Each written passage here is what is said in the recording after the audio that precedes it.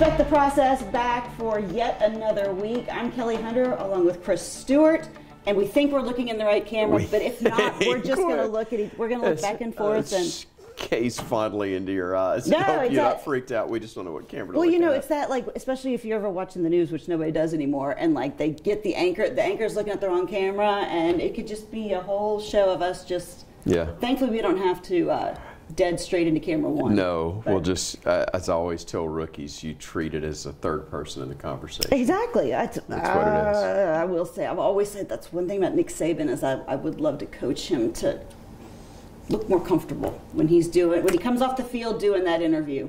You've talked to Nick Saban. That's not going to happen. I know it's not. I know it's not. But still, like. Coach, your thoughts on the first half? I did that for 8 years, nicely. And I make no apologies for it. Well, we're in kind of a, I'm not going to say a lull because there is still a lot going on. But this past week, obviously players taking exams, hopefully focusing on the student portion of athlete. But for the rest of us, a lot of us looking forward to, we have bowl games starting, I think, this weekend. Wow, really? Which is doesn't surprise me, but yeah. ESPN needs programming, so it's true. It's where the bowls come from. I know, but I wanted to start off by, you know, when Alabama played Ole Miss, we talked about Lane Kiffin and emotion. Mm-hmm. Sometimes getting the best of him in trying to get the win, particularly over Saban, because it was kind of personal in that respect of him feeling like that would be an achievement, another side of kind of getting over the mountain. Right. You know, with Harbaugh at Michigan, a national championship is something that he has not been able to attain. He's made it to the semifinals. He got beat, a lot of people would say embarrassingly so, last year by TCU, unexpectedly by TCU. Yeah, who really got embarrassed. Yeah.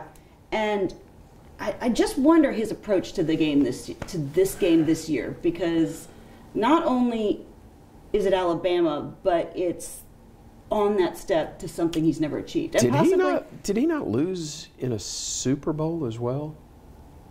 I know Brother John won one. That's the thing. I get confused between the two of them. But John won. Oh, he lost to John. That's right. Don't you remember? Thank you. Yes. Yeah, okay. I forgot that. But yeah, he lost to his brother in the Super Bowl.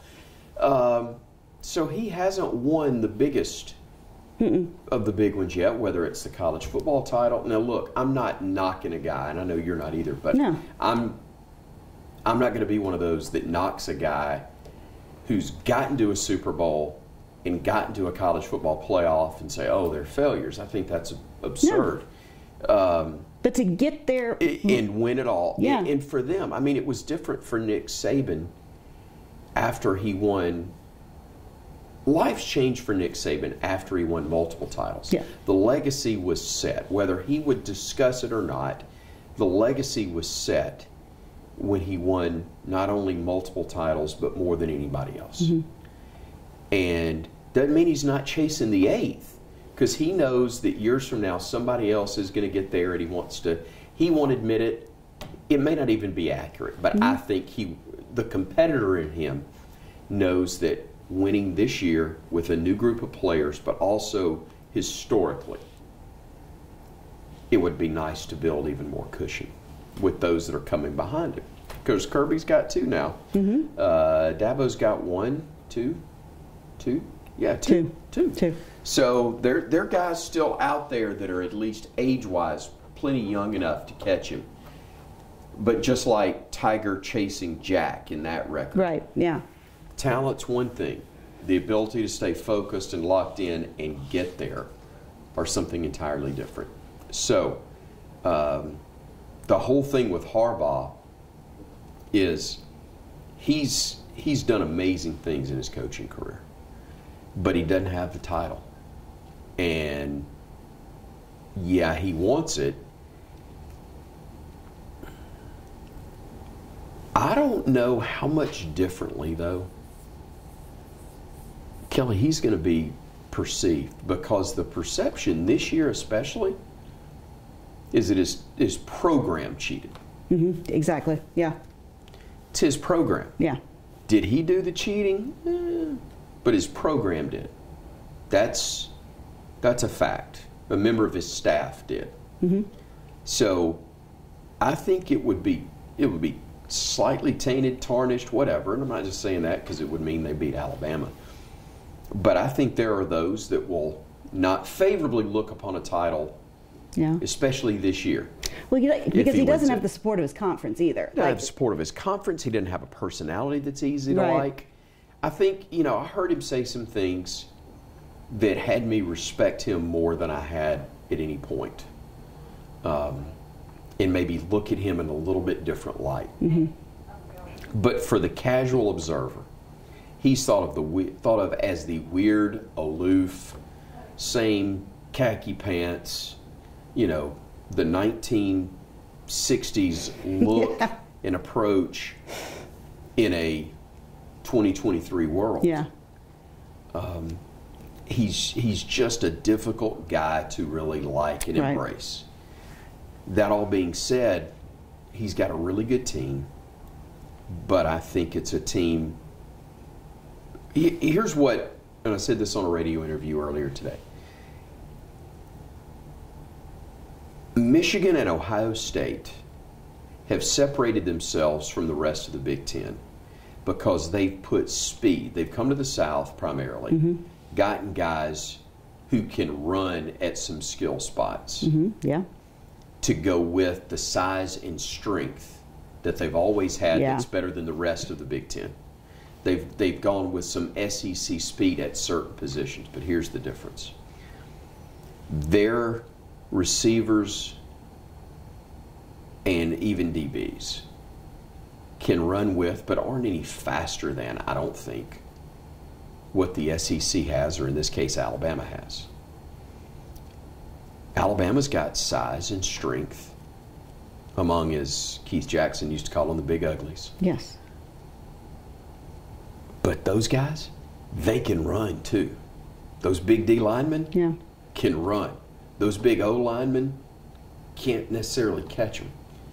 Those big O linemen for Michigan are not as quick as those defenders for Alabama, who are almost as big and strong. And it's funny you say that because that's one thing that you will hear a lot of Michigan fans and favors say that they've got, look at the depth that they have at that defensive line and the offensive line. They'll take 5 off, they'll put 5 more on. And I feel adversely, not only does Alabama's offensive and defensive line, as you said, that strong and that quick, their depth is also at wide receiver and running back. We take 1 off, we put 1 on, because this season, I was reading something, this is the first season in the Saban era they have not had a 1,000-yard rusher or receiver. And I think because it's just been a different team and it's more spread out. We don't have a Waddle or a Jones or somebody like a Judy that is the go-to guy. And I haven't broken down to the level that I will their full schedule, their full roster. But I do know this, they haven't come close to playing what Alabama's played. The SEC week in and week out is tougher week in and week out than what Michigan would have faced. Just is. They play some really good teams. The argument correctly can be made that when Alabama played the best team they've played this year, they lost, being to Texas. But the team they played that was the best at the time was Georgia. And they did beat them. And they were the underdogs. They were the underdogs in that ball game. Bama will may have been a slight underdog when it started. By the time we kick off, and I don't know how Vegas works, if it's more than a point or 2, I'll be shocked in Michigan's favor. I just think Alabama, I think as this gets closer, barring something goofy off the field happening, Alabama will be the favored team in this ball game. I'm looking forward to. First of all, I've never been to Pasadena. I was going to ask you about that. You've never been to Pasadena? Never been to Pasadena, and the first time I'm in the stadium, it's much like my very first basketball game as the play-by-play guy for the Crimson Tide. Never been to New York City, never been to Madison Square Garden. Suddenly I'm sitting courtside doing the play-by-play for number 8 preseason Alabama, number 3 preseason Oklahoma at the world's most famous arena. Did you get on someone's shoulders to measure the height of the goal? And, like, do that just not do the Hoosiers, Okay. even though I've also done 2 games from Hinkle Fieldhouse. That's before. pretty cool, too. 3 now that I think about it. Anyway, but to be in Pasadena in the broadcast, Yeah. technically I was part of the crew for a Rose Bowl game 2 years ago, 3 years ago maybe, in Dallas. Remember they played, Yeah. California was shut down for business, so we played the Rose in Dallas. But this will be the first time I have done the play-by-play for the Rose Bowl, and the first time I have been to Pasadena to do a game inside Rose Bowl Stadium, and I could not be more excited. When do you begin your actual prep and looking at what you're going to need to know? Yeah, you and I are visiting on a Wednesday. I'll start this weekend. Yeah. Okay. Start getting locked in on that, and I'll have plenty of time because I'm going to travel. It really starts Sunday because I'll travel. You get to go to Nebraska this weekend, don't you? Get to go to Omaha. Get to go to Man, Omaha. Do you know what the best thing about Omaha is? Seeing it in your rearview mirror. Please send I your can say cards that. and letters to Kelly Hunter. That was where I got my start, was in the Midwest, working in the Midwest. So I'm not looking forward to the weather in Omaha, but It's not the end of the earth, but you can see it from there. You can see it from there. It's a great line. I've used that one many times myself about places. Fly Friday, play Saturday night prime time against a top 10 Creighton team on Fox, I believe. We'll have, of course, the radio on the network, Crimson Tide Sports Network, starting at 6. But then either right after the game or the next day, I'm not sure because it didn't really matter to me, I'm going to be traveling with the team, and we'll take the charter from there to Phoenix. Nice. And I will spend. Do you have 2 different suitcases? Sunday. I will be wearing all that I need to wear, I think, for Omaha. But I'll have the shorts and the Phoenix swimsuit. already back here. Phoenix already there. I'll be there Sunday through the game Wednesday, and then we fly back after, taking on Arizona team that's #1 in the country right now. So weather-wise, yeah, it'll be cool, downright cold, nasty in Omaha, but Phoenix is coming. I'm looking forward to that. That's you got to eat. I win. You got to eat your vegetables first before you I'll eat can have dessert. I will eat the turnip greens and. What size plane do y'all fly because those guys need leg room? They do. Normally really good sized planes. There were, I think it was 2021 that we flew, I'm trying to remember. It was right after the presidential elections when they had these charters that were geared for the political candidates, presidential candidates, and we got a couple of those. Okay. And those were really nice. I mean, I don't big doubt it. planes, big planes, but they've taken a lot of the seats out. So Okay. everybody, in essence, you have first class seating Okay. wherever you are in the plane. I call it exit row seating, just Exit for the row leg seating. room. That's Golly. exactly right. But these were first class Nice. Okay. seats, and they were nice. So I think it'll be a similar size Yeah. aircraft. It will not be, hopefully, too snug. And frankly, as long as it gets me from point A to point B, the same number of successful takeoffs and landings, that's all I care about. What kind of food do you get? Usually just snacks on that stuff, but good snacks. Okay, because I was like, they got to feed big people. They send good snacks on those, but it's snacks nonetheless. I know. We eat well once we get there. Dear Lord, do we eat well? Where the team eats. I don't doubt it. That's pretty good. They got to feed the beast. So you do a little bit of prep for Creighton, obviously. Yeah. The one name that jumps out at me, as we jump back to basketball real quick, the one name that jumps out at me for Creighton is Ryan Kalkbrenner from last year, the big menace that they have in the middle. Right. And this past week, Alabama lost to Purdue in a game that they could have won. Yeah. And that's what's hard looking at it is this is one of the top ranked teams, Purdue. They were led at times and then finally surrendered the lead there towards, I think, middle of the second half. I think part of what's different about it, though, is that going in, especially with Bama having dropped 2 out of 3, there weren't a lot of people that gave Alabama much of a chance. Okay. Because of Edey being as big as he is. And when that game was put together, it was supposed to be the Canadian Edie versus the Canadian Charles Bediako for Alabama. And unfortunately, rolls Charles, off the tongue. Well done. Thank you. Once you go into the portal, or not in the portal, I'm sorry, once he put his name in the draft and stayed there, now it becomes, as Nate Oates said, it was a home game for Purdue. There was, and not only did it feel like a home game, they allowed, Zach Edey to be at home in the paint. Oh yeah. And that became very difficult. 35 points, I think, something he in did that neighborhood. he had 35, and Mark Sears countered it with 35 of his own. But there were 4 bigs that had a collective 10 fouls for Alabama at halftime. Yeah. 2 that got 3, 2 more that got 2. And Creighton, not Creighton, and Purdue doesn't miss free throws either. No, and Alabama didn't make them at the rate they normally do. So they missed some up. They lost a lot. Just the free throw line alone. Yeah, but I think the math still worked there. But my point is, you've played that, and you're playing a Creighton team that, at least on paper, is as good as they are.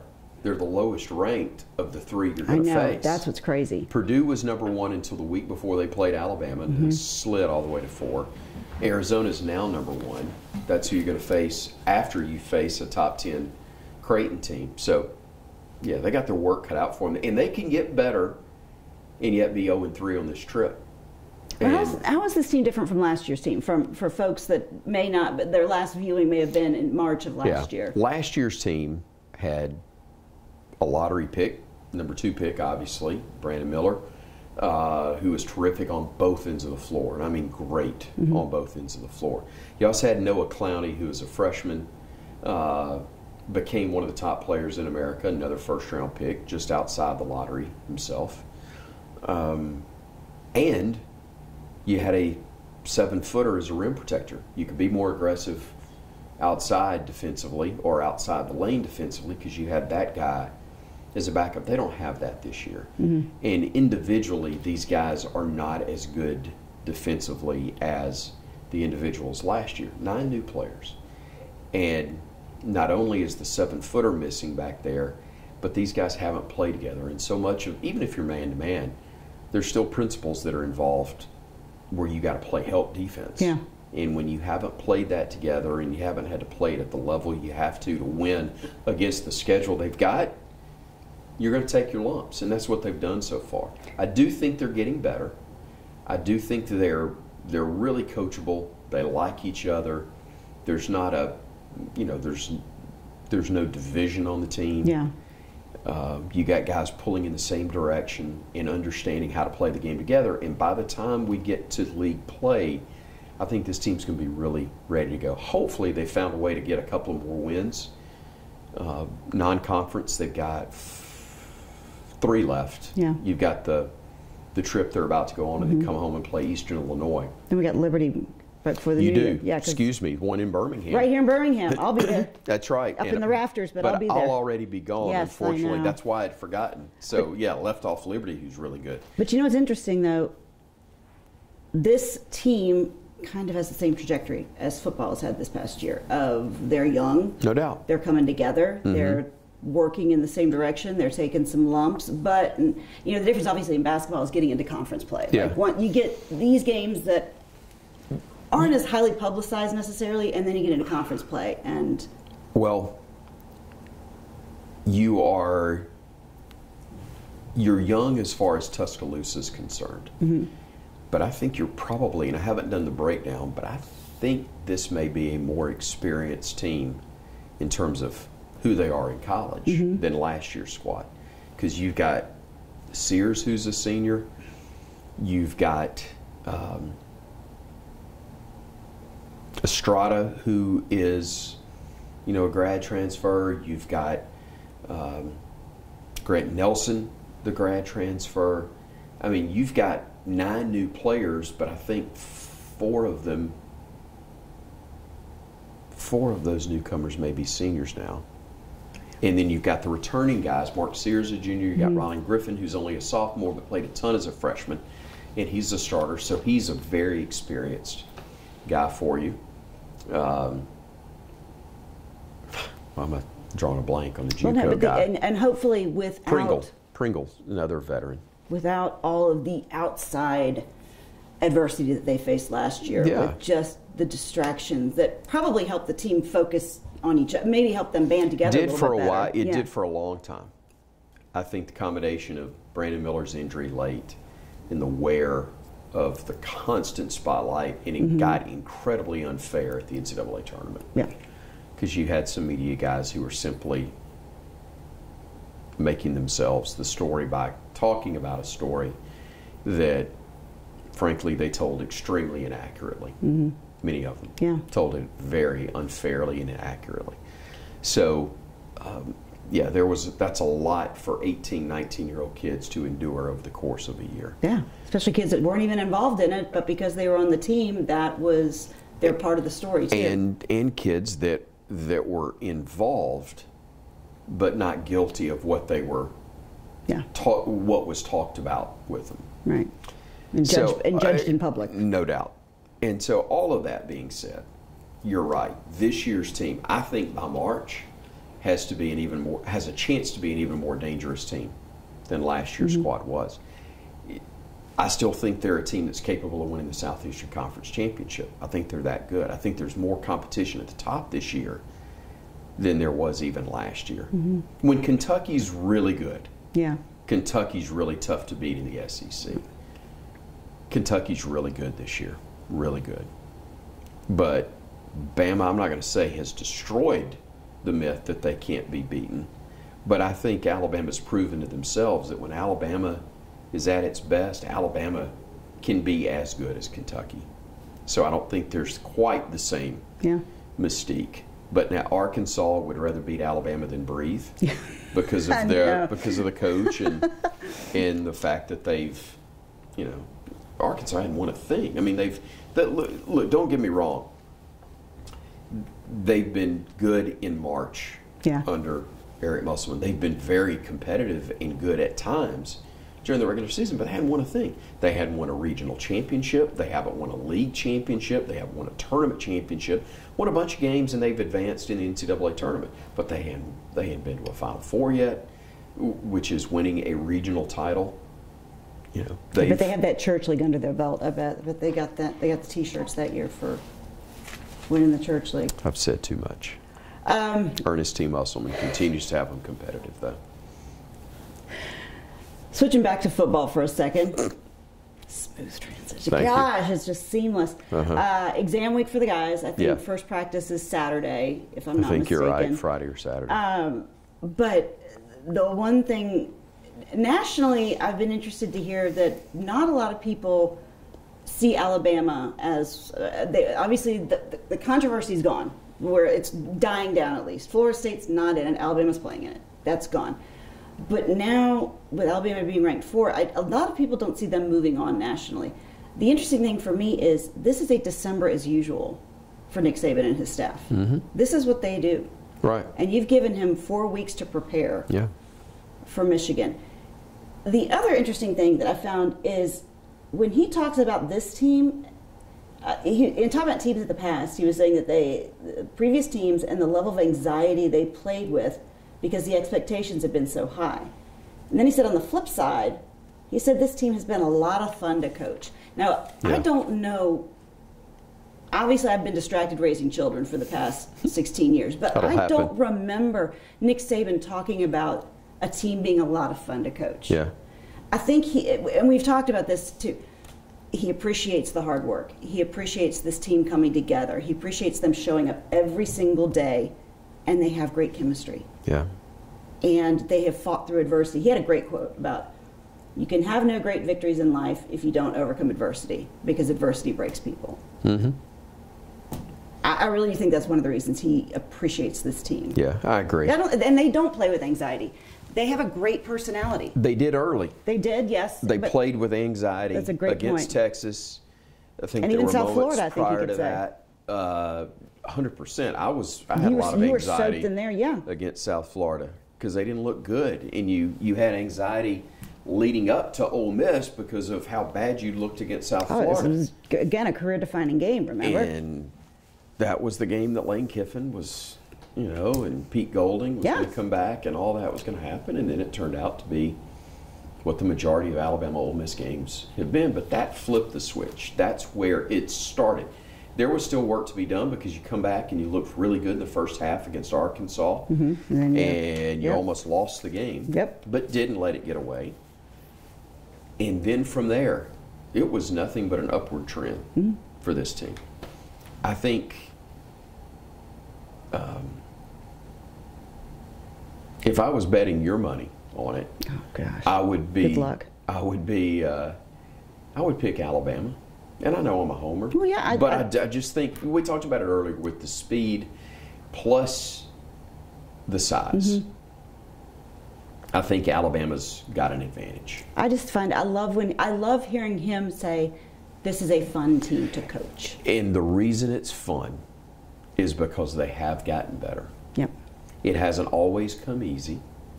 I think, don't get me wrong, he loves it when guys are coachable, but they also police themselves, so to speak. Mm-hmm. And when you don't have to identify leaders because everybody's doing their job. I've heard him say that many, many times. And he's had a lot of teams that were definitely in that mold. Mm-hmm.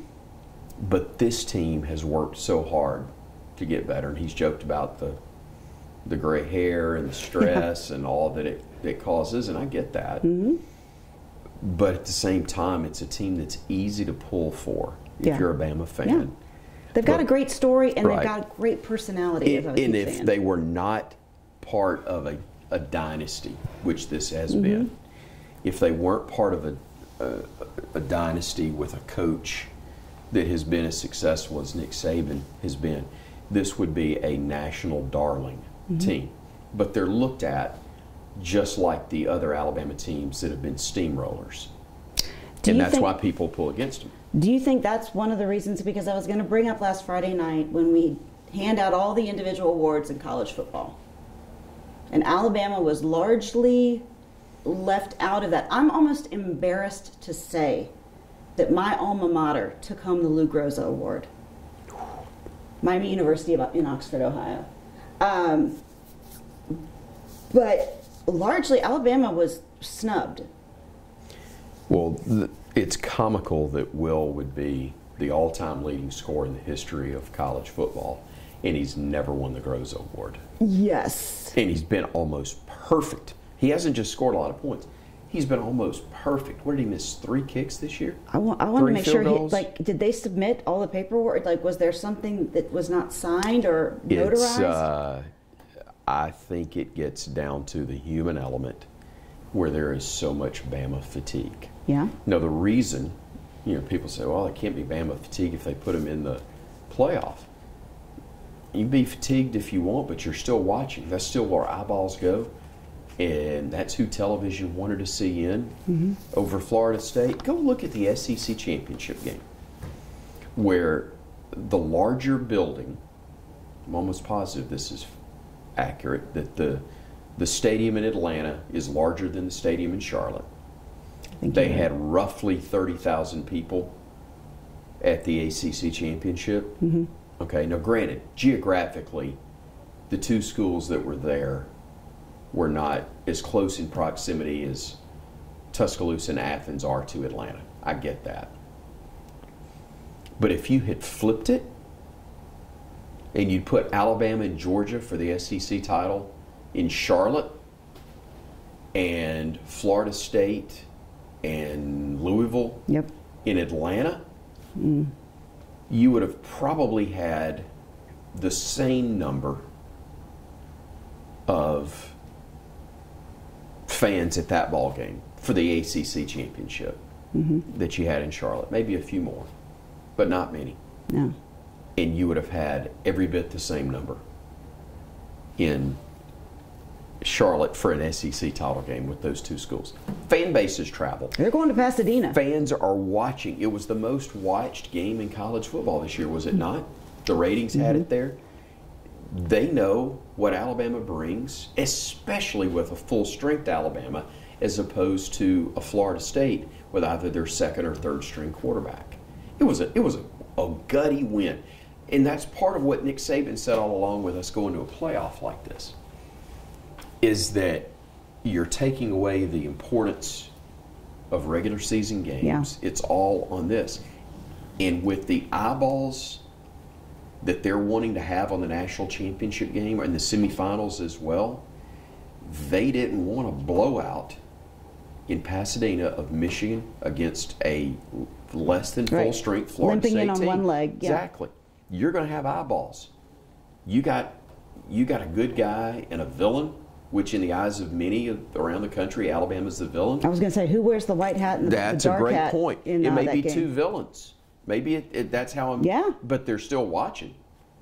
The old Howard Stern line, you know, Exactly. from the movie Private Parts, where they listen because they want to hear what you're going to say next. Right. The people that hate him listen for an hour because they want to hear what he says next. Mm-hmm. The people that love him listen for an hour. The people that hate him, they listen on average for 2 hours because they want to hear what he says next. Mm-hmm. That's the way it is with Alabama and Michigan. Yeah. Like them or hate them, you're watching them. Yeah. And I think there's more that we're going to watch than Michigan versus Florida State. The most stupid thing about the polls was not that Alabama or Texas got in ahead of Florida State. The dumbest thing is that they put Florida State ahead of Georgia in the final poll. I think we all agree, yeah.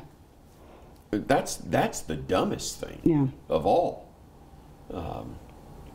Because with something on the line, Georgia would obliterate Florida State right now. Mm-hmm. I'm not saying they will in the bowl game because there's not everything on the line and who knows what the rosters are going to look like. But it's again, not Florida State being left out. It's that Florida State would be considered ahead of Georgia right now. Yeah. So. You mentioned the SEC championship game, and I've heard more people compliment you on your call during that game.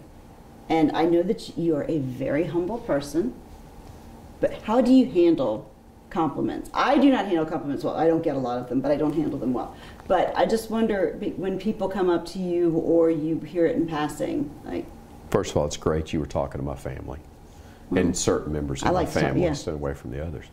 I know that look, Bama won. That's the whole thing. And for Alabama fans, don't get me wrong, it's appreciated, it's nice. And professionally speaking, I was proud of the way I called the game. Mm-hmm. That being said, there are a bunch of games where I felt really good professionally about the way I broadcast it, but we lost and nobody gave a rat's tail how I sounded because Bama lost.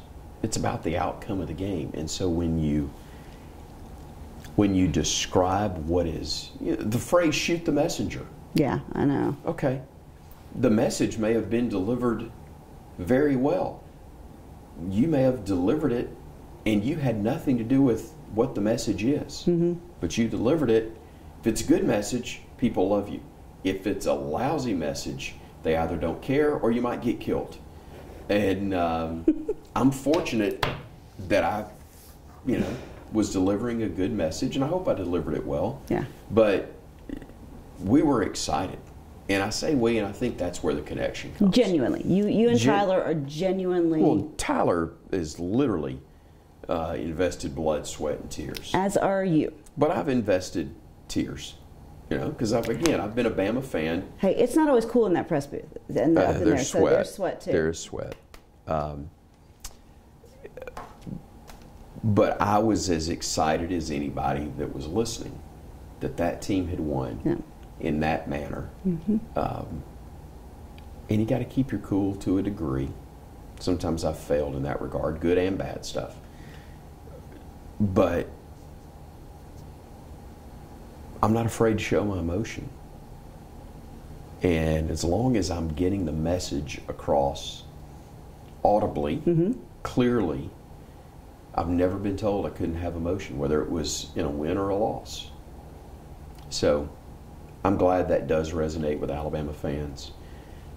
It makes the job more enjoyable because I can be myself and I can have the same emotion they're having Then you almost are. the same emotion. You are the same person on and off the air. You really are. You come across very genuinely as a fan and Thanks. someone who is sometimes commiserating with the listener and oftentimes celebrating with them. Well, my whole life I've listened to the Alabama broadcast. And I've listened with the same desire that the listener listens now, hoping that John Forney, Paul Kennedy, Eli Gold were going to tell me and describe for me an Alabama win. And I was really excited when they did, and I was really sad when they didn't. And now, as I'm the person that gets to deliver that message, I picture talking to the 10-year-old version of me, listening. Remember when they used to say going left to right on your radio dial? I still do that. It's just this. I still have that image. I change it a little bit, going left to right in front of me. Yeah. Or my left to right in front of my broadcast position. See, that helps. To help you get a visual of where they are. When I listen to the Braves, I love hearing it, like they describe the uniform. I want to hear what they're wearing. I mean, it's Eli, building the picture. It is, and Eli's done a great job with this over the years. Yeah. And I think people, we forget sometimes, and I'll get the reminder often. No one can see what you're describing unless they're kind enough to go to the trouble to do the sync with television, and there are those that do that, and I appreciate it very much. But there are also those that are visually impaired, that literally can't see. You are their eyes. I've been told that by them, and I know Eli has for years, and you have to describe for them. And I think that's one of the many strengths that Eli has, is his ability to paint that picture for them. But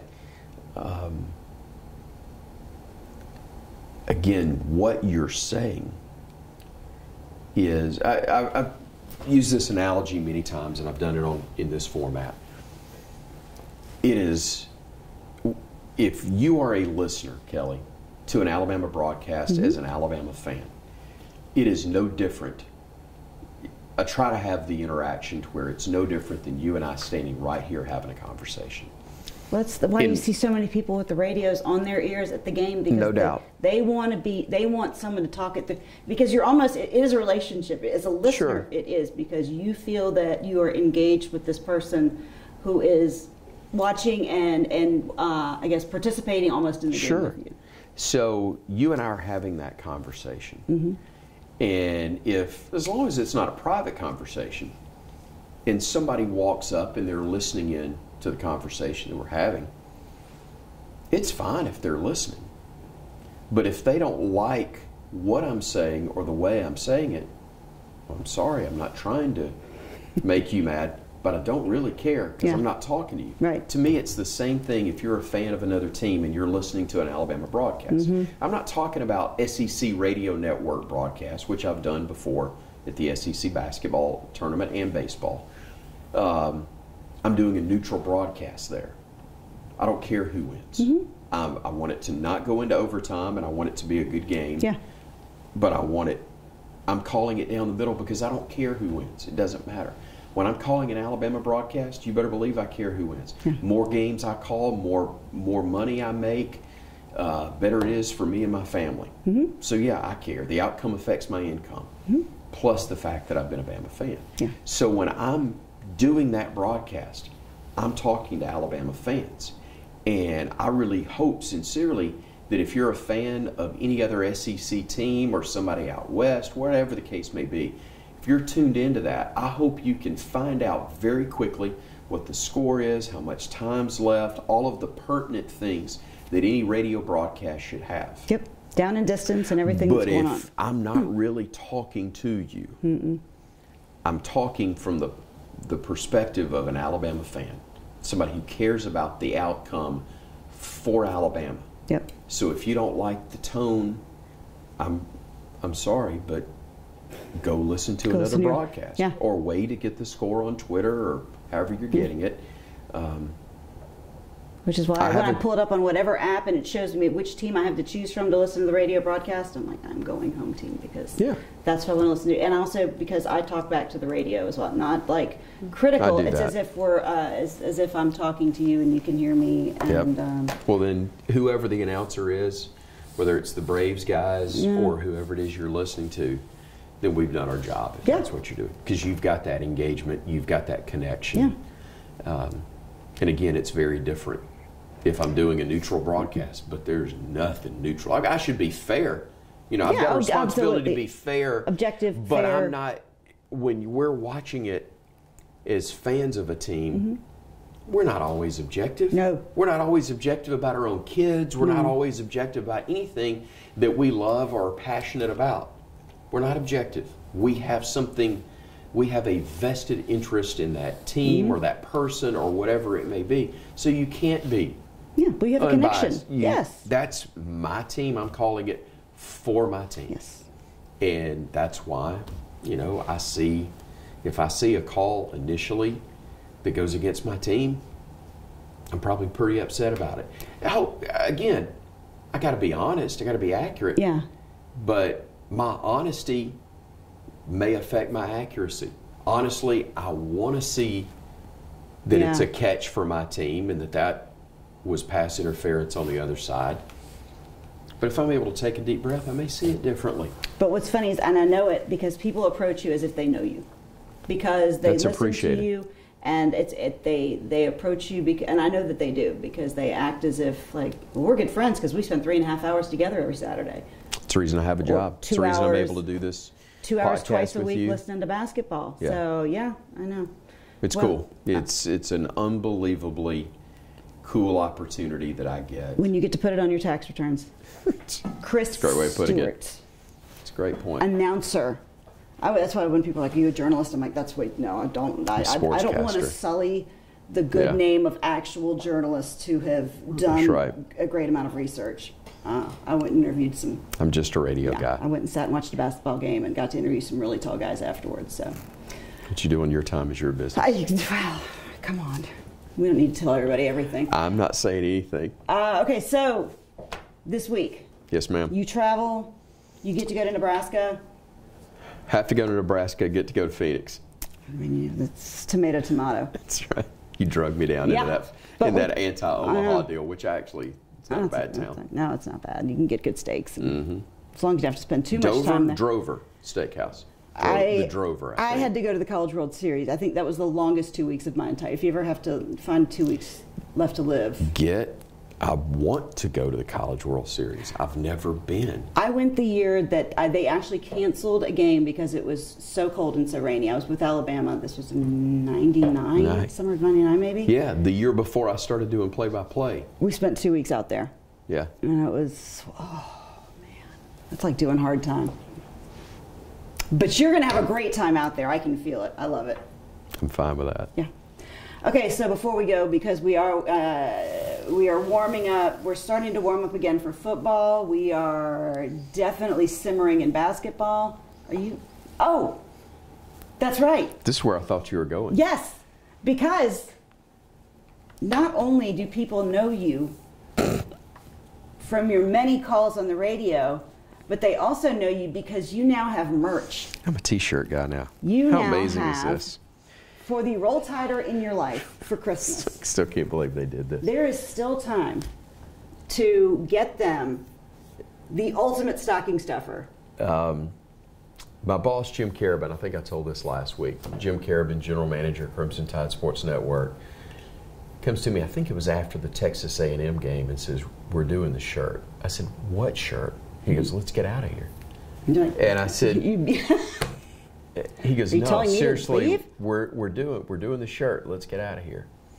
Because I'd said that in College Station. Yes. No, I said it in Tuscaloosa last year. That's right. When we held on the final play and beat them. Done. And just get off the field before they have a chance. Let's get out of here. That was the whole thing. That's what that was about. Then when Bama held on to beat them in College Station last year, let's get out of here. Yeah. Because it's ready to get out of College Station. So sure enough, they kept talking about it. They actually sent a couple of options on the shirt. Sent it to my daughter to get her feedback on it. She goes, I love it. She goes, but I got an idea. Well, okay, well, let's see it. It wound up that my daughter's design is what they actually went with at J&J Apparel. You have talented offspring as well, not just you. Exactly. But J&J, along with Crimson Tide Sports Marketing, look at that, came up with "Let's Get Out of Here." That is a great looking. And look, as you said, that was the most. Well, somebody said, "Would you sign it for me?" I said, "I already have." Yeah, the pressure cooker of making sure you get the perfect signature on there. But that is a great looking shirt. I even spelled my name right. I'm really proud of that. Again, that's the most important thing. It's a Gildan. It's a really nice. So they can get cotton that shirt. At J&J Apparel. I think it's .net. J&J Apparel. You can look for J&J Apparel. Let's Get Out of Here. Chris Stewart T-shirt. Yes, believe it or not. I love it. I'm extremely proud of it. Have you worn your own T-shirt yet? I was going to wear it today. I know. I told you white doesn't always look good because we have a white countertop. White doesn't always look good on camera. Yeah, so. But well, I don't look good in anything. Oh, so then there was this, and I'm very proud of it and honored that they would put that together. But yeah, J&J Apparel, and also if you're at Coleman Coliseum for a Bama basketball game, next home game, Eastern Illinois on December 23rd. They'll have the T-shirts for sale there in the lobby as well. Again, just in time for Christmas. Just in time for Christmas. Crazy. And we can also find you on Chris Stewart. 2SStewartonline.com. All my social media platforms. Yep. Okay, well, give them what they need. This is what they come for. Roll Tide, baby. Roll Tide. For Chris Stewart, Kelly Hunter, respect the process, and we will see you back here next week.